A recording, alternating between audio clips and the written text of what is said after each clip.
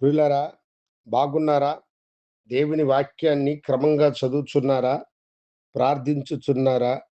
నేటి ధ్యాన వాక్యము సామెతల గ్రంథం 10వ అధ్యాయము 6వ వచనం. నీతిమంతుని తల మీదకి ఆశీర్వాదములు వచ్చును. నీతిమంతుని తల మీదకు ఆశీర్వాదము వచ్చును అని మహాజ్ఞాని అయిన సొలొమోను చెబుతున్నటువంటి మాట. ఎవరు నీతిమంతులు? యేసు యొక్క రక్తము ద్వారా తమ పాపములు కడగబడి, పాపక్షమాపణ పొందుకొని, దేవుని బిడ్డలుగా వారు పరిగణించబడ్డారో, వారిని ఆయన ఏర్పరచుకొని నీతిమంతులుగా చేశాడని దేవుని వాక్యము చెబుతున్నది. అలాంటి నీతిమంతులైనటువంటి వారి తల మీదకి దేవుని యొక్క ఆశీర్వాదములు వచ్చును అని వ్రాయబడింది. దేవుడిచ్చేటువంటి ఆశీర్వాదము శాశ్వతమైనటువంటిది. అది ఇహలోక సంబంధమైనటువంటి ధనముతో పోల్చదగినటువంటిది కాదు. చాలామంది మనుషులు ఏమనుకుంటారంటే, ఇహలోక సంపదైన ధనమే ఆశీర్వాదము అని అనుకుంటారు. కానీ మనుషులు తమ స్వలాభము కొరకై కూర్చుకునేటువంటి ధనము, అక్రమ సంపాదన, వాటి మీద వారి యొక్క వారసులైనటువంటి వారు కన్నేసి దానిని అపహరించాలని చూస్తూ ఉంటారు.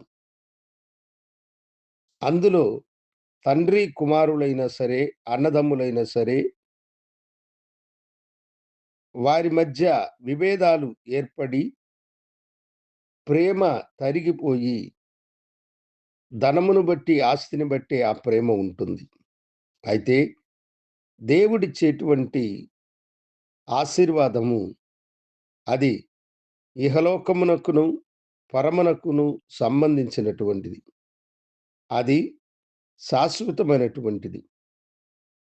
అబ్రహాముని ఆశీర్వదించదనని పిలిచిన దేవుడు, అతడు గొప్ప ఐశ్వర్యవంతుడైన మనుషుడుగా ఈ భూమి మీద వెలుగొందాడు.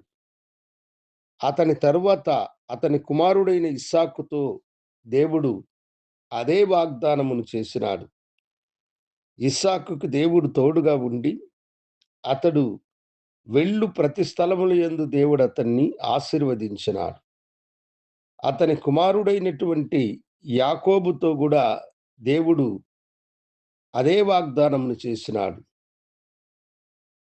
అతని పితరుల కంటే కూడా యాకోబంత నీతిమంతుడైన మనుషుడు కాదు, కానీ దేవుని యొక్క పిలుపు, ఆశీర్వాదము అతని మీద ఉన్నది గనుక దేవుడు అతన్ని నిశ్చయముగా ఆశీర్వదించెదనని చెప్పాడు. ఆ ఆశీర్వాదము కొరకై అతడు దేవుని సమూహములో కన్నీరు కార్చి దేవుని పాదములను పట్టుకొని తనను ఆశీర్వదించమని వేడుకున్నాడు. అది శాశ్వతమైనటువంటి ఆశీర్వాదం.